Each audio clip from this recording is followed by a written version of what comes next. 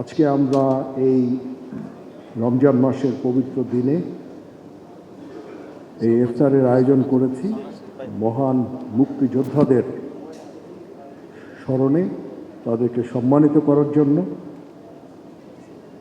এখানে অনেক মুক্তিযোদ্ধারা এসেছেন, মহান মুক্তিযোদ্ধারা এসেছেন। আমরা তাদের প্রতি কৃতজ্ঞতা জানাই। তারা দেশের বিভিন্ন জায়গা থেকে এখানে এসে উপস্থিত হয়েছেন আমাদের আমন্ত্রণে, এই জন্য আমরা তাদের প্রতি কৃতজ্ঞতা জানাচ্ছি। আমাদের দেশ মাতৃকাকে স্বাধীন করতে গিয়ে অনেকে শহীদ হয়েছেন।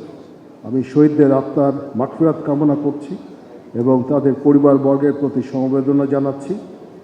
মহান রব্বুল আলামিন শহীদদের জান্নাতুল ফেরদৌস নসিব করুন, আমিন। আপনারা মহান মুক্তিযোদ্ধাগণ জাতির শ্রেষ্ঠ সন্তান। আমরা সবসময় আপনাদের নিয়ে গর্ব করি। আপনারা খালি মুক্তিযুদ্ধই করেননি, আপনারা এই সেনাবাহিনীকে গঠন করেছেন। আমি যখন সেনাবাহিনীতে জয়েন করি তখন অনেক মুক্তিযোদ্ধারা ছিলেন এই সেনাবাহিনীতে, অফিসার, জেসিওস, সৈনিক, এবং আমি এনাদের অনেকের সাথে চাকরি করেছি।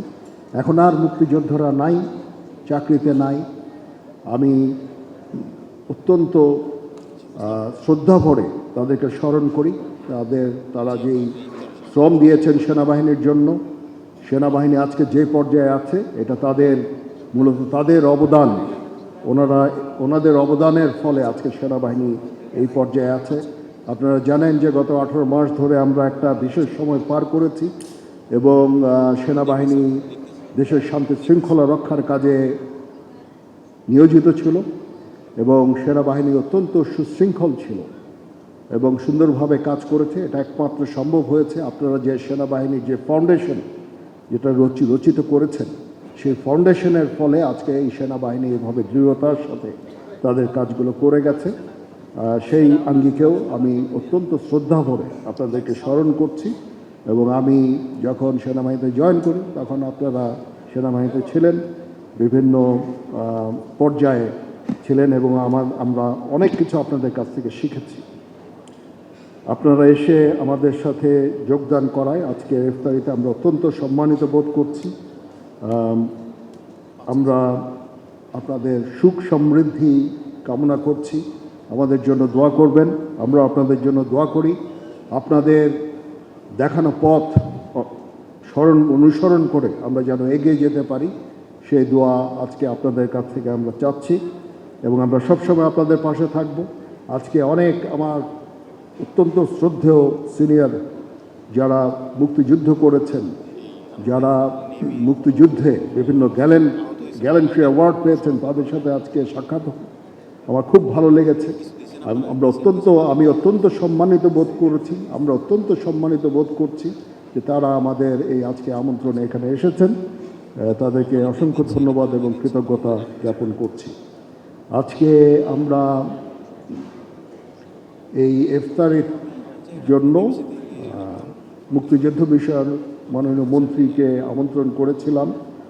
আজকে সংসদের প্রধান অধিবেশন ছিল, উনি স্পিকার নির্বাচিত হয়েছেন এবং আমি ওনাকে আবার ব্যক্তিগতভাবে বললাম যে স্যার, আমি তো সবাই আপনাকে এক্সপেক্ট করছে। উনি ক্ষমা চাইলেন যেহেতু উনি স্পিকার নির্বাচিত হয়েছেন, ওনার এই সেশনের পরেও অনেক কাজ আছে এই জন্য, এবং পরবর্তীতে উনি আমাকে কথা দিয়েছেন যখনই এ ধরনের কোনো অনুষ্ঠান হবে উনি অবশ্যই আমাদের আমন্ত্রণে উনি আসবেন। উনি আসতে পারেন না, এই জন্য দুঃখ প্রকাশ করেছেন। এটা আমি মনে করলাম যে আমার কর্তব্য আপনাদের জানিয়ে দেওয়া, এবং উনি সব সময় আমাদের পাশে থাকবেন। উনি বলেছেন যে 71 সালে ওনারা এই সেনাবাহিনীকে ওনারা গঠন করেছেন এবং সব সময় উনি আমাদের এই সশস্ত্র বাহিনীর সাথে থাকবেন এবং আমাদের যত ধরনের সাহায্য সহযোগিতা করা, যত ধরনের কাজ করা, সেটা উনি আমাদের জন্য করে যাবেন। তো